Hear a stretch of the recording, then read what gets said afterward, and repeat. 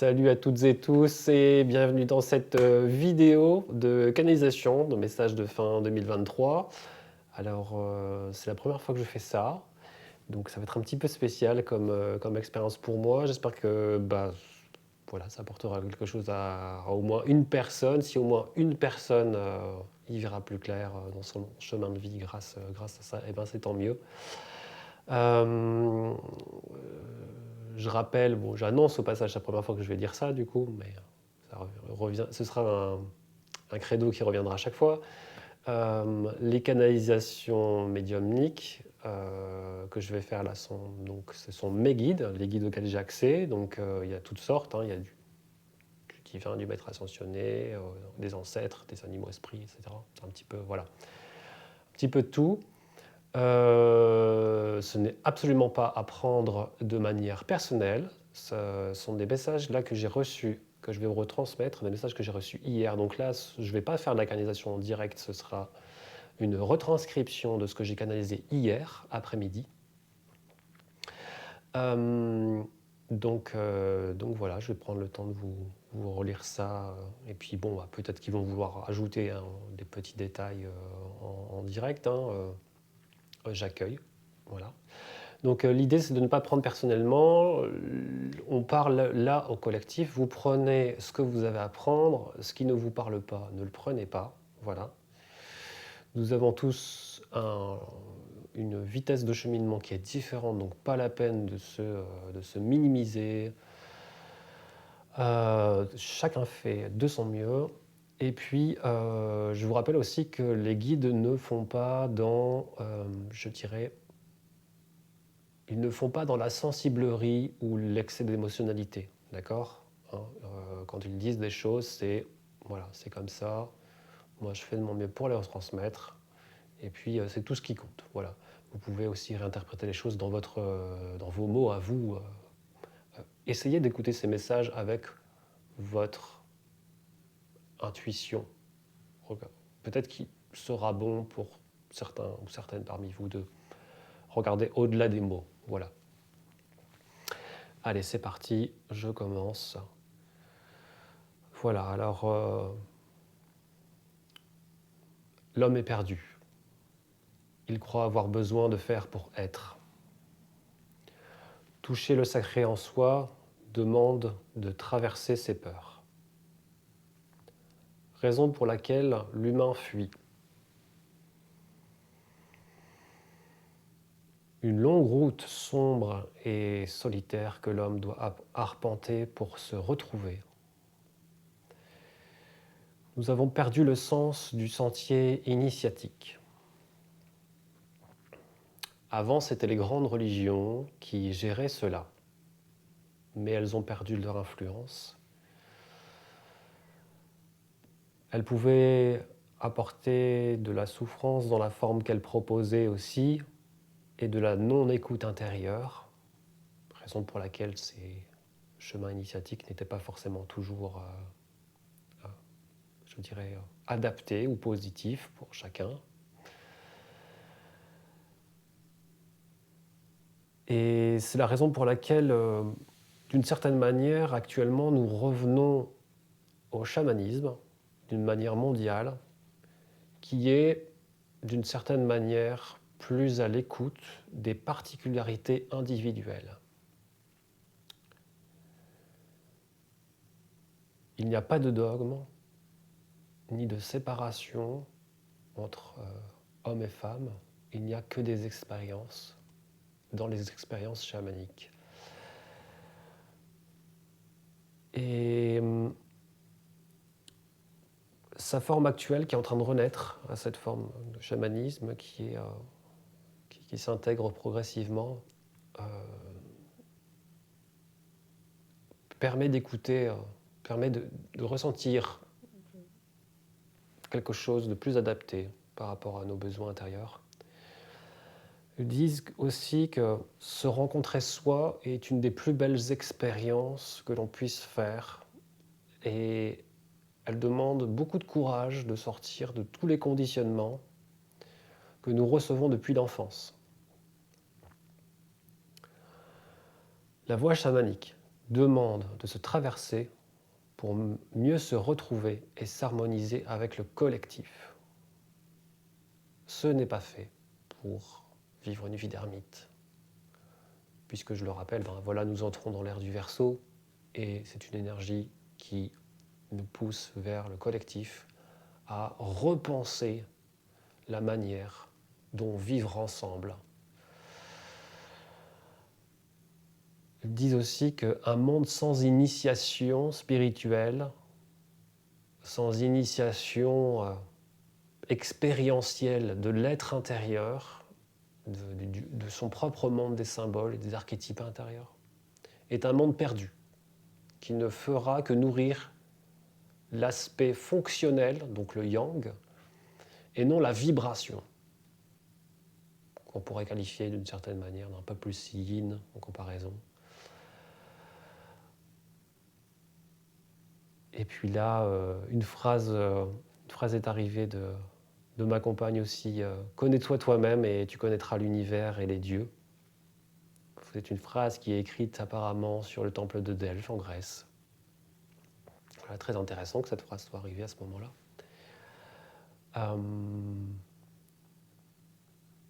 Donc la suite de la canalisation. L'humain est en train d'entrer dans un gigantesque burn-out, une explosion de mental qui résulte de l'idée d'agir absolument au lieu de réfléchir avec sagesse. J'ai presque envie de dire au lieu de s'arrêter pour réfléchir avec sagesse. Le paraître prend beaucoup trop d'importance pour cacher un vide identitaire profond. L'humain n'est pas ce qu'il pense. Il se réduit essentiellement à quelques fonctions dans sa vision de lui-même, mais sa dimensionnalité est bien plus importante et large que ce qu'il imagine. La plupart du temps, son pouvoir créateur lui est totalement inconnu. Et c'est ce que nous, les dieux, attendons qu'il trouve. Nous ne reviendrons pas sur Terre tant que l'humain n'apprend pas à se regarder en face. Nous ne composerons pas avec vous tant que vous ne lâchez pas prise sur les enjeux qui vous traversent et votre existence.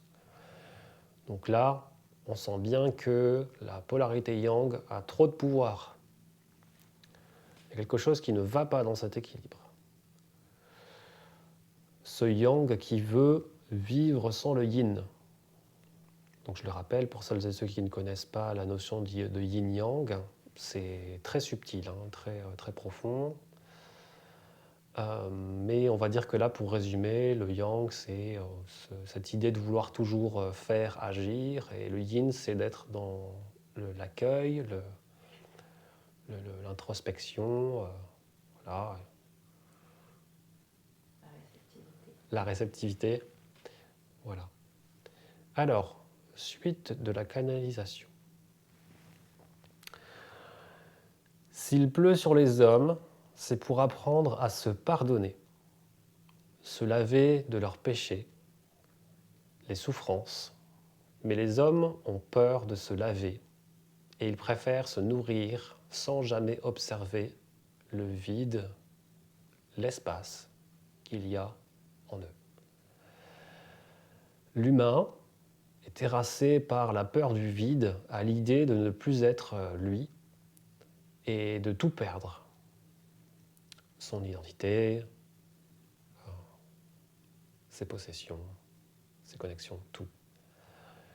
Il manque d'informations pour se nourrir de bonnes choses. Et il ferait mieux de se méfier des pourvoyeurs de vérité, car ils sont nombreux. Ils n'agissent que dans leur propre intérêt. Donc là, je dirais qu'il y a un tri à faire, tout simplement, qui nécessitera de revenir à une certaine forme de scepticisme sain, donc un petit peu comme ce fameux 5e accord Toltec, soyez sceptiques, mais apprenez à observer.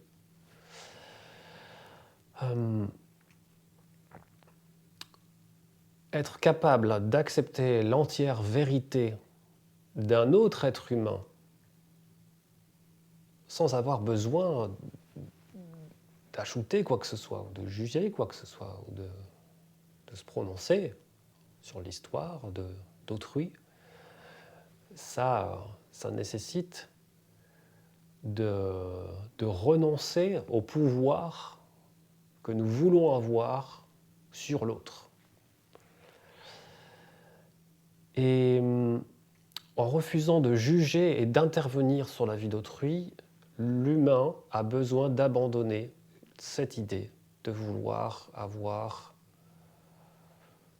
une sorte d'emprise sur autrui, sur la manière dont la vie se passe.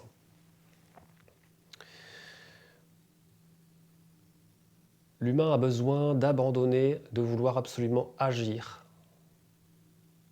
donc de sauver quelque part. Les femmes auront aussi un grand rôle à jouer dans leur capacité à accueillir le masculin perdu et blessé.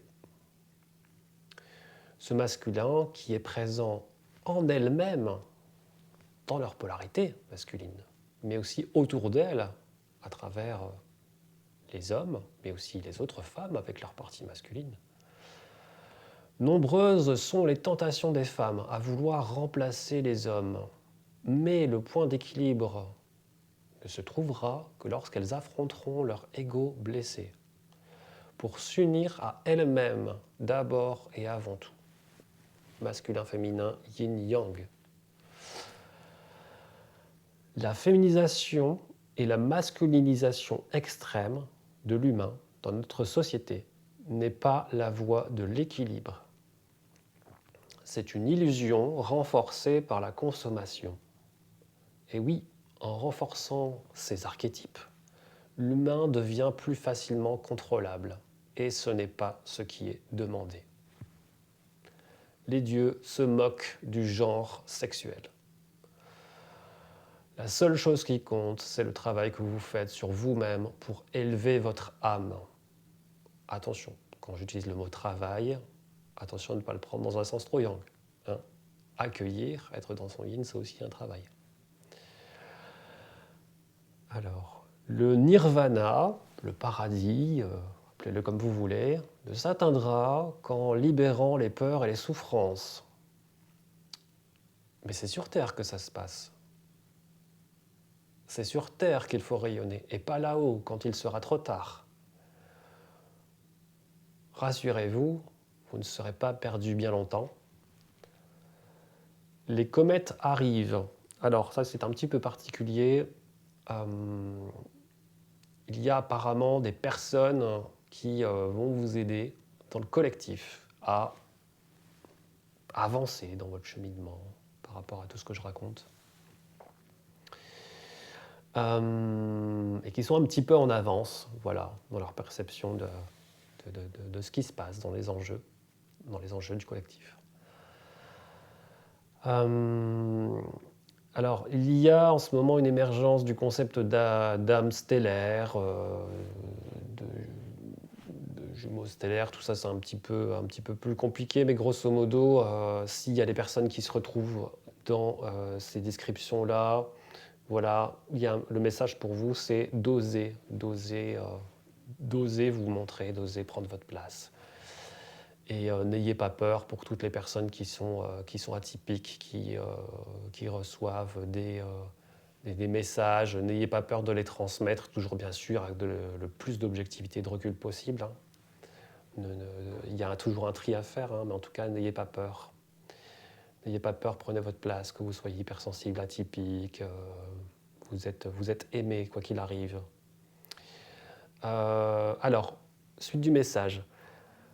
Connaître son animal de pouvoir, c'est-à-dire l'esprit animal qui représente notre force intérieure, notre protecteur intérieur, notre guide intérieur numéro 1, est une base quasi intemporelle pour amener les hommes à évoluer. Sur Terre, il y a plusieurs technologies spirituelles qui seraient apparemment d'origine stellaire, diverses et variées, et qu'on aurait amenées pour pouvoir aider les humains à évoluer, voilà, dans leur être intérieur. Et ils disent que on va devoir apprendre à maîtriser ces technologies spirituelles pour sortir de l'impasse. On va devoir apprendre à arrêter de voir le chamanisme et peut-être certaines pratiques dans leur aspect sain, bien sûr, attention, hein. Il y a de tout et de rien, il y a à manger à boire, hein, dans toutes les pratiques. Mais il faudra arrêter de voir le chamanisme dans notre société ici comme une technique archaïque et dépassée, mais plutôt la considérer comme une technologie avancée spirituellement pour aider l'humain. La 5D n'ouvrira ses portes qu'à ceux qui sont purs. Alors là, c'est un petit peu particulier. Euh, cette notion de pureté, grosso modo, c'est le chemin de l'éveil, quoi, hein. C'est le chemin de l'illumination. C'est voilà, au plus on va nettoyer notre âme de toutes ses souffrances,